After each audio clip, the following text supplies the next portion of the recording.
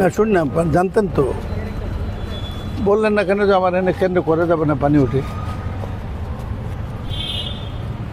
Sir অতিরিক্ত বৃষ্টি হলে প্লিজ ফর গড সেক, আগে নর্মালি পানি এখানে থাকে না। আবারও বলি আপনাকে, এই পরীক্ষাটার আগের দিন চট্টগ্রামে পরীক্ষা বন্ধ হয়েছে, ঢাকা শহরও চলে গেছে। কুমিল্লায় খালি বৃষ্টি হয় না, বৃষ্টি হতে পারে। এই কথাটা ভাইস প্রিন্সিপাল হিসাবে আপনি যারা পরীক্ষা কেন্দ্র দিয়েছে তাদেরকে কমিউনিকেট করা উচিত ছিল। তো এটা তো নতুন ঘটনা না, কিন্তু কেন্দ্র যখন দিচ্ছে আপনি তো যে কোনো কেন্দ্র গ্রহণ করতে বাধ্য না। আপনি বলবেন যে আমার এখানে কেন্দ্র দিলে এই সমস্যা আছে, পানি উঠে পরীক্ষার্থীদের অসুবিধা হবে, তারপর লেট দ্য গভর্নমেন্ট ডিসাইড। আজকে যে সারা গভর্নমেন্টকে আপনি একটা প্রশ্নের সম্মুখীন করে দিলেন, এখানে একটু বৃষ্টি হলে পানি উঠে, এটা কে জানে না? মাসটা আষাঢ় মাস, এই দিনে বিয়েও ঠিক হয় না, বিয়ের তারিখও বাংলাদেশে কেউ ঠিক করে না। আপনি বলবেন এখানে যে পানি উঠে, এটা আজকে নতুন ঘটনা না। কলেজ কর্তৃপক্ষের থেকে পৌরসভা অথবা সিটি কর্পোরেশনকে আপনাকে জানিয়েছেন কিনা কার্যকর ব্যবস্থা নিতে, যাতে পানি এখানে না উঠে চলে যায়? এমন কোনো প্রমাণ আছে কিনা? এক নম্বর, আপনাদের কোনো চিঠি আছে কিনা? এই একটি দুর্যোগপূর্ণ অবস্থার মধ্যে পরীক্ষা হচ্ছে, কেন যে এটা নিয়ে সরকার নীতিগতভাবে সিদ্ধান্ত মানছে পরীক্ষা হলো, কিন্তু আগের দিন কুমিল্লা দেখার পরে আর ঢাকা এবং দেখার পরে কারো জানতে বাকি নেই ঢাকা শহরে কী অবস্থা। চিটাঙ্গে পরীক্ষা বাতিল হয়েছে। একবার কি আপনি জানাইছেন যে আমার এখানে পরীক্ষা নেই, অসুবিধা? আমি কেন্দ্র হবে আপনার এখানে, কেন্দ্রে ঢুকার পথে নাই।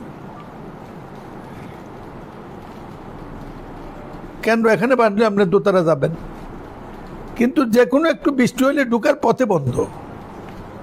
পরীক্ষার্থীরা আর যাই হোক সব কিছু করেন, সে যাতে নির্বিঘ্নে কেন্দ্রে ঢুকতে পারে, এটা আপনার দায়িত্ব।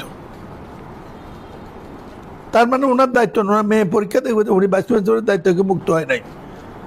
যদি উনি সরকারকে বলতো আমি এই সময় ভাইস প্রিন্সিপালের দায়িত্ব পালন করব না, তাহলে সেটা ভিন্ন কথা।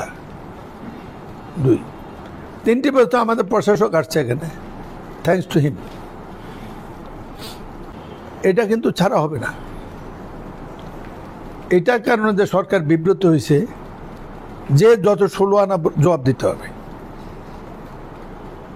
আমি আজকে বন্ধের দিন আসছি।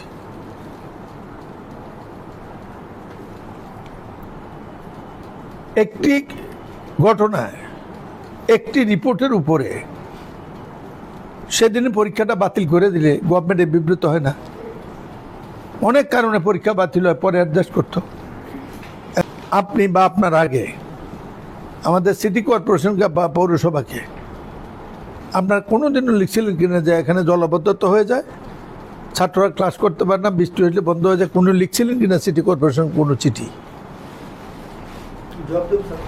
না, এটা আমাকে এই কয়টা প্রশ্নের জবাব লিখিত দেবেন, এবং বাই ইভিনিং টুডে আমি নিয়ে যাবো ঢাকায়। কারণ এখন আপনি জবাব দিলে তো আমি প্রতিকার কিছু করতে পারবো না, আমি এটাই প্রডিউস করবো। কারণ আমি একটা চিঠি বার্তা পাঠিয়েছি। এক, আমি এনের এমপি, আপনার নাম শুনছিলেন আমার।